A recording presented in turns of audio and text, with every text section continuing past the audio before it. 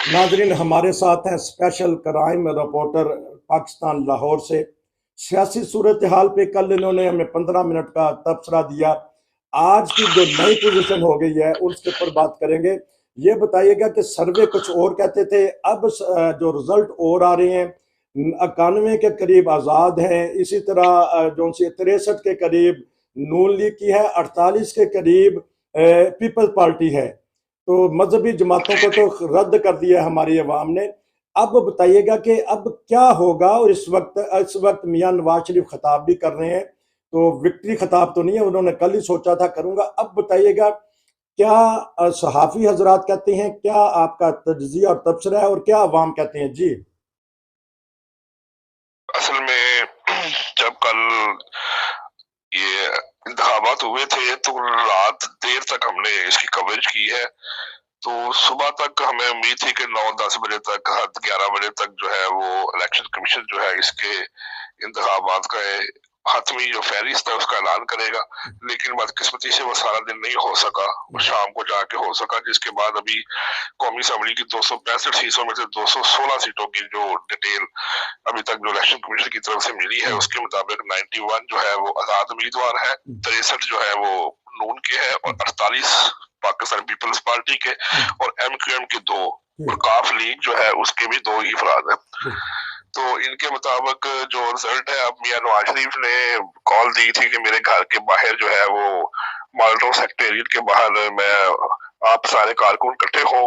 तो अब वो खिताब कर रहे थे, अभी भी खिताब जारी है, जिसमें उन्होंने एक ही बात की है कि जी आप सब लोगों का बहुत शुक्रिया है कि आपने भारी मैंडेट के साथ हमारी जो जमात है उसको मुंतखब किया है। अब हम ये चाहते हैं कि आप हमारे साथ ये बताएं कि हमने पाकिस्तान को इस मुश्किल से निकालना है, तो हमारे साथ मिलकर बैठे। हम हर जमात के मैंडेट का एहतराम करते हैं, खा उसके 2 वोट है या उसके 50 वोट है, लेकिन अब हमने एक लीडर के तौर पे सामने आना है और हमारी ये कोशिश है कि हम इस तरीके से उसको कर सके। तो जहां तक बात ये है कि जी कल तक जो पोजीशन थी उसमें आज कैसे तब्दीली आई, उसमें 1-2 जगह पर ऐसे वाकयात हुए हैं, जैसे मियां नवाज शरीफ जिस इलाके से इलेक्शन लड़ रहे थे उनके मरते मुकाबले यास्मीन राशिद जो PTI की उम्मीदवार थी, अब जबकि लाल हैसियत से लड़ रही थी, तो कल तक के रिकॉर्ड के मुताबिक उनको एक वाले बर्तरी हासिल थी। लेकिन सुबह अचानक जो पता लगा है कि उस इलाके के जो उनके रिटर्निंग ऑफिसर से उनको तब्दील करके दूसरे बंदे को लगा दिया गया, तो जिसके बाद अक्सर उसके बाद हालत जो है वो तब्दील हो गई। तो कई एक जगह पर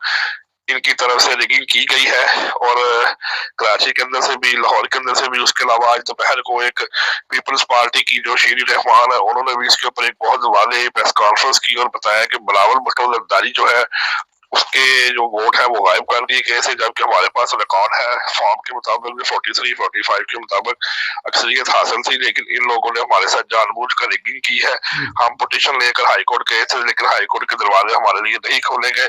हम ये वादे तौर पर बताना चाहते हैं कि अगर हाईकोर्ट जो है वो हमारे साथ तावन नहीं करेगा तो हमें भी दरवाजे खुलवाने आते हैं। अच्छा। तो इस किस्म की सिचुएशन भी जारी रही, जिसके बाद अब मियां नवाज शरीफ जो है सारी सिचुएशन के बाद जो उनका खिताब है उसका मौकफ जो अभी तक ये सामने आया है कि जिनको भारी मैंडेट मिला है वो हम आपके सामने है और पार्टी कोई भी है वह वाहिद है या आजाद है। अब हमें ये जानना सोचना है कि हमने इस मुल्क को मुश्किल से कैसे निकालना है, इसलिए हम सबको दावत देते हैं। अब असल में बात ये है कि इतनी अक्सरियत किसी के पास भी नहीं है कि वो हुकूमत बना सके। तो ये वही बात है जो कि कल जर्नलिस्ट ने की थी कि अगर मखलूत हुकूमत बनेगी तो फिर आप क्या करेंगे। लेकिन ये बात जरूर है कि आजाद उम्मीदवार जो है वो जो PTI की तरफ से वो मुंतखब किए गए थे उन्होंने बहुत भारी अक्सरियत से जो है वो लीड ली है। अब इनकी यही कोशिश है कि ये आपस में बैठ के तो किस पार्टी के साथ ये मशावरत करें और उसके बाद इनको आगे आने का मौका मिल जाए। तो दबे लफ्जों में मियां नवाज शरीफ जो है वो बाकी तमाम सियासी जमातों को यही कोशिश कह रहे हैं कि हम सब मिलकर बैठेंगे और हमारा एक ही एजेंडा होगा कि हमने पाकिस्तान को इस मुश्किल से निकालना है। इसलिए वो अपनी अवाम को इत्मीनान में लेने के लिए सारा खिताब कर रहे हैं। सारा खिताब कर रहे हैं। ये हमारे नुमाइंदा खसूसी बता रहे हैं, क्राइम रिपोर्टर साहब हैं, उन्होंने सारी रात की बताई किस तरह इलेक्शन कमीशन की सुस्ती की वजह से और रिजल्ट बदले जा रहे हैं। अब आपसे मैं फिक्र पता कर लूँ, बताइएगा कि बननी तो है हुकूमत, आज़ाद उम्मीदवार को साथ मिलेंगे। आया पीपल्स पार्टी और आज़ाद उम्मीदवार बने आपस में मिलेंगे या पीपल्स पार्टी और नवाज शरीफ बनेंगे, ये बताइएगा।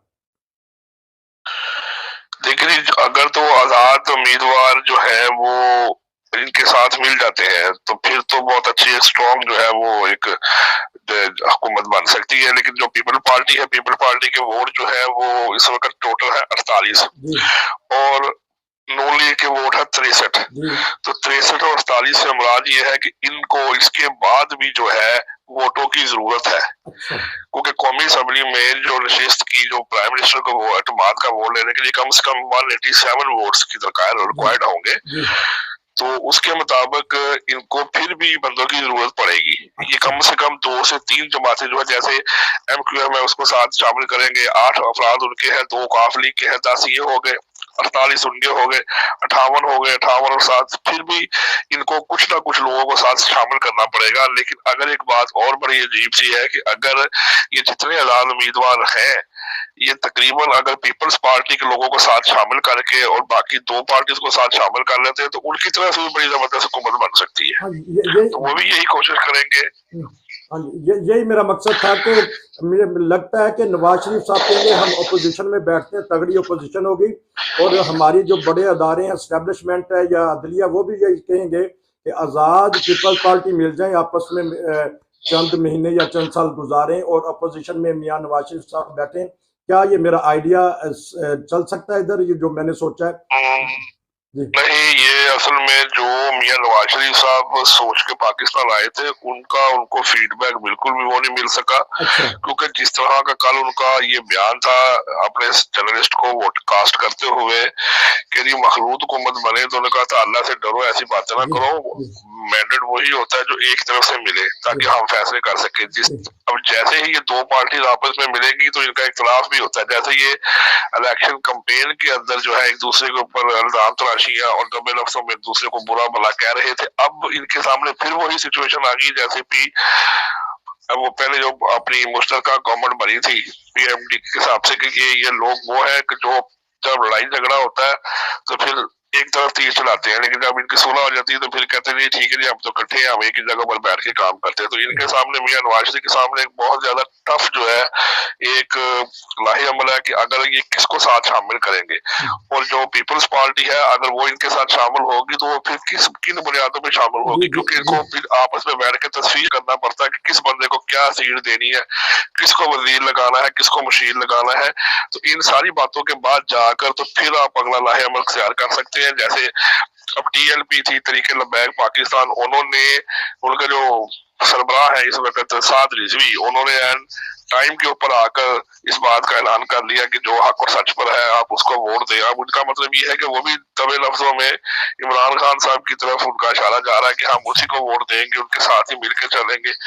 तो सबसे बड़ी इस वक्त जो है अब सिर्फ फिलहाल ये जो वोट पड़े हैं इसके अंदर ये बात आई है कि जो जमातों के लिहाज से बड़ी जमात है वो पाकिस्तान मुस्लिम लीग है जिसको 63 वोट पड़े हैं और आजाद उम्मीदवार जो है उसमें ज्यादातर अफराद वो है जो PTI की तरफ से सीट ला रहे हैं। तो अगर PTI खुद अपने एक स्ट्रॉन्ग, क्योंकि इस वक्त उस तंजीम को बैन कर दिया गया है, उनको बिल्कुल मुतवाला कर दिया गया है, तो अगर इस वक्त सिचुएशन ऐसी होती है कि अदालत जो कार्रवाई करती है इनकी टीम को बहाल करती है, चेयरमैन तरीके इंसाफ के तौर पर सामने आते हैं, तो फिर उनके सामने एक वाज़ेह लाहे अमल बन जाएगा कि वो इस हुकूमत को बना सके। लेकिन इस वक्त नवाज शरीफ साहब ने ये जो अपना खिताब किया है उसमें उन्होंने ये वाज़ेह तौर पर बताया कि हम दूसरों के साथ मुआवजा नहीं करना चाहते कि आपने क्या किया, बल्कि हम ये चाहते हैं कि आप हमारे साथ मिले और हमें एक अच्छा मैंडेट मिले और हम इस मुल्क को इस मुश्किल से निकाल सके। अच्छा, अब मेरे साथ 2 दोस्त हैं, एक स्पेन से, एक ऑस्ट्रेलिया से।